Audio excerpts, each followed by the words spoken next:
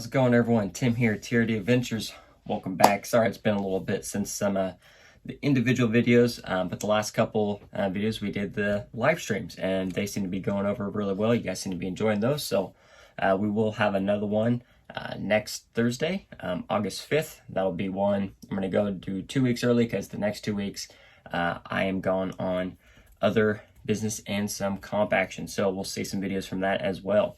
But in the meantime, we did see, if you did tune into the live stream, we did get a sneak peek here of the SCX 10.3 Gladiator that we have added to the fleet here.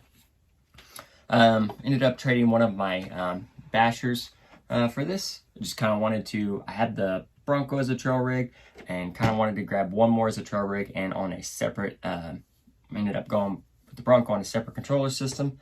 So we picked this up. That way I have a couple dedicated trail, night run type orientated rigs. And honestly, just gives me another truck that if someone's out and about and doesn't have a truck to drive, I have one that people can drive. So I went with the 10.3 Gladiator. I've had a 10.3 before, just the kit, and basically I bought the kit just for the axles. Basically stripped out the kit, kept the axles, did a build, and since parted ways. But the Gladiator, long wheelbase, we're setting at 13.9 wheelbase, and honestly, I think the Gladiator body on the RC looks better than the real life Gladiator. And going through this thing, the Gladiator has a ton of options, and just the scale aspect you can get with it, I wanted to give it a go. So made the trade, picked this up. Did come with the gray body, but my brother-in-law, he picked up a 10.3 local that next weekend, and he had the red body. He liked the gray body more, and I liked the red body more. So we swapped bodies, and then I immediately started going to town on it. Now we'll start on the outside and kind of work our way in there. So first thing I said, I swapped, got the red body installed. Then I took some vinyl, and we vinyl wrapped the roof there, and did a vinyl stripe there on the tailgate. We also added the Club 5 Racing black chrome decal set. We got right there, Gladiator, a little bit there, logo there, and there. I do have some lights coming from RC Plate Shop to get light there added on the rear. Filled the bed there with some accessories. We added the Axial Tough Stuff accessory kit. So the rooftop tint there bolts right on to the rack. Added some roto packs there. I painted one of them white for a water can. And then added some other stuff there inside. A little bedroll, Yeti cooler, and a few other things. Then to the other side, of course, we got the roto packs, and they are functional. You can pull the sand ladders off and lock them into place, so that was very cool there. And I've decided on color to paint this. I haven't decided yet, so for right now we're just gonna leave it gray. Then started on the outside. Also some more parts from Club 5 Racing. We got the their sliders here. Kind of tucks them up nice there. Kind of gives them that rugged look. Almost, you know, we got that. We got to get the mall status going on this build here. Also from Club 5, we went with the Fender Deletes. I like Fender Deletes on Jeeps. Out in the real world, I like them a lot. It was either the Fender Deletes or we were going to go with some really wide kind of bar fenders. But I like the Fender Deletes myself. I think they fit this really good. Screws in there, nuts on the outside. I wish it could have bolted in from the other side, but honestly the nuts still look okay. Still kind of gives it almost a more aggressive look, I think. So started there, and then hopped on remainder of the body there. Hopped on Night Customs, and we purchased some 3D print files. I had my man Theron 3D print some stuff for me. We 3D printed all the hinges to give them more, you know, that 3D look there. Got the hood hinges there. It was just something, rather than just stickers, I wanted some actual depth there. Also, we had to print the snorkel here for it, so it came out really good. Now in the stock 10.3, it's see-through, and it's like a faux radiator back there and some stickers, but I got the file for the mesh grill, so that way pulled the body back a little bit and shoved the mesh grill up in there, so it came out really good. You kind of see there, but it just adds that, you know, just that little more depth and everything like that. So that was one thing I really, really liked. Also, I guess one more thing we did pick up Club 5 is the light bar here. mounts right there to the pillars, came out good, light bar, nice fit, and has a couple different modes and selectors for just all on, some strobe light effect, or some other strobe. Like it's a slow strobe effect. Interior left the cowboy in there, everything there was looking good. The biggest challenges I wanted with this build were bumpers. I wanted some nice sleek bumpers, and just, I mean, not plastic. I also wanted to kind of tuck the front one in as much as possible to help with some tires. So we went with the RC4WD CCHAND bumpers, front and rear. And it just looks good. It gives it, you know, just comes out just a little bit, but we got that tube piece there. And it does open up kind of this area here. The only thing is I am probably going to take my grinder here and actually probably just a little bit, and I'm going to cut the hitch off there. I don't plan on putting a scale trail or anything with this, so we're probably going to cut that off.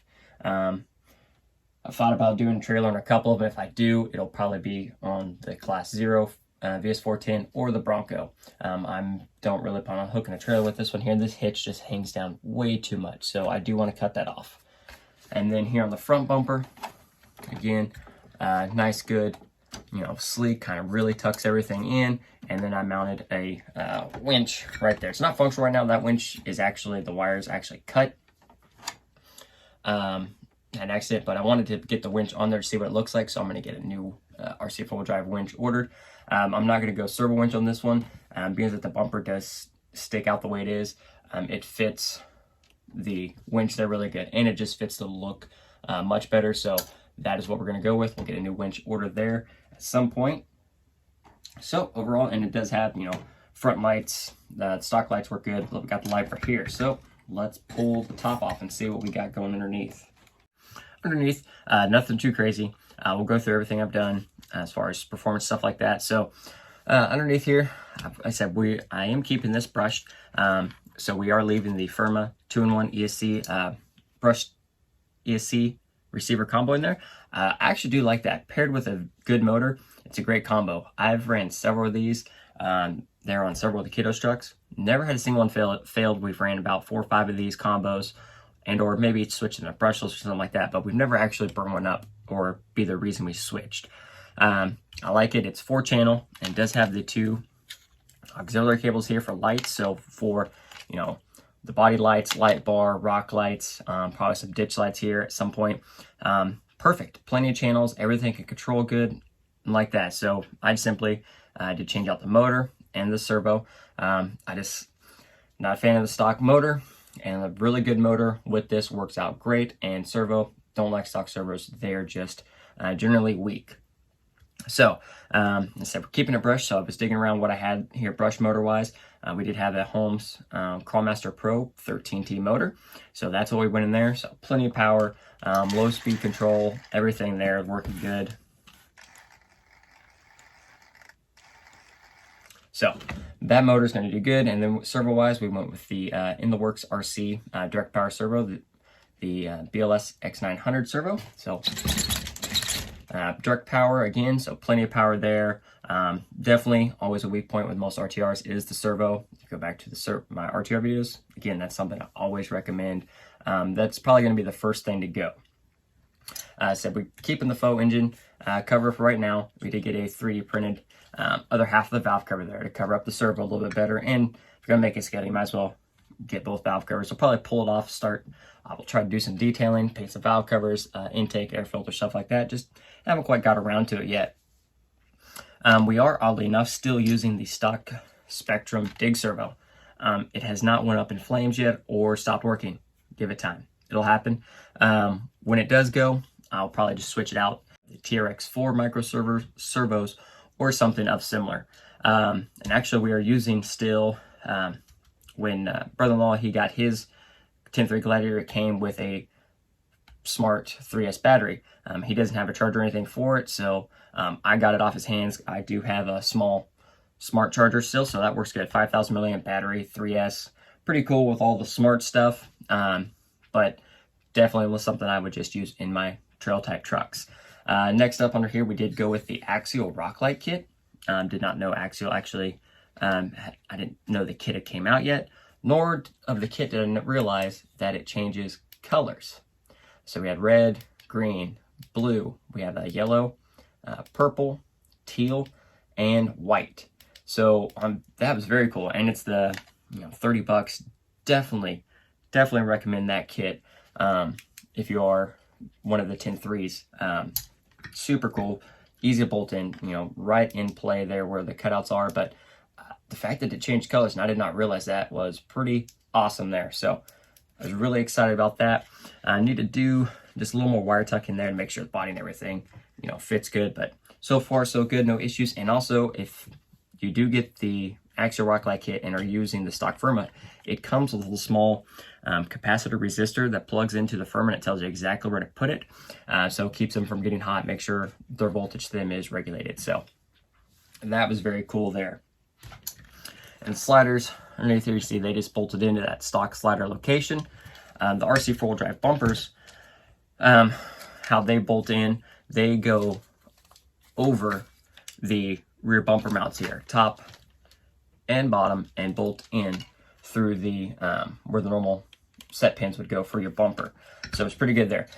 Rear bumper's going to be just fine. The front bumper, being the plastic mount, is a little flimsy, so I will upgrade the front bumper mount and the body post mounts to an aluminum. I've seen there's a couple people that make them, so I'll get some of those ordered here in the future. Just, it is a little flimsy there, so I do want to change that out, make sure it's a little stronger there. And so underneath things we did here were some shock towers. We did the Trio shock towers rear and the front. And the front one, let me go and turn this off. It does come with the wrong side. It does come with the built-in panhard, so aluminum, so you don't have to worry about breaking that off. Comes with the correct spacer to space everything back. Went good, and they have several mounting adjustment holes in there to tune some shocks and get a little more angle out of the shock, stuff like that. So that was super awesome. Also from Trio, we did go with the aluminum knuckles and some brass outer portal covers for the 10-3. So super good there, a little bit of strength. Haven't broke the axles yet. So if or when these snap, or I just decide to, I will upgrade the housings with the Trio housings as well, just because they're a solid axle, a solid upgrade, and the price point on those are very, very good. And then last things here we did, wheels and tires. I actually bought these wheels for my Gatekeeper, and then when they came in, I started looking at them, and Jake mentioned as well that they would fit this build better than the Element. So they made their run here. These are Incision Methods, beadlock wheels, 1.9s, and tires. We went with the Voodoo. I swapped over my Voodoo X4s, KLR X4 tires. The tall, skinny tire, I think, fit this build very, very well. And being that the X4s have a stiffer sidewall, they're able to hold the weight of the vehicle a lot more, because it is pretty heavy, especially with some of the upgrades. So overall, it's been a pretty good truck. Taking it out actually every weekend since I've gotten it so far, and we did a full night run on it for a couple hours. Actually got the wife to come out and do a night run with us, and she drove this the whole night. So far pretty good. Definitely a very good addition to a trail truck. Gives me something to cruise around with at nighttime, not have to just throw a battery in it and ready to rock and roll. So overall, that's going to wrap this video up. I'll get some running video hopefully this weekend of several of the other cars. I know I've lacked on some running video lately. Past couple weekends I just forgot the GoPro and some other stuff. So in the meantime, hope you enjoyed the video. If you did, hit that like button, subscribe to the channel if you haven't already. Tune in next Thursday for our next live stream. Hopefully I'll get a few more videos out in between then. One thing we will be doing on the live stream, should have some axles in for the Rift. So we will be building or upgrading the Rift axles on the live stream, and then we'll get a video on it going, and a couple more King Missouri prep videos coming up. I said a few weeks away, so that's really what I'm focusing on right now. So until then, everyone have a great one, and crawl on.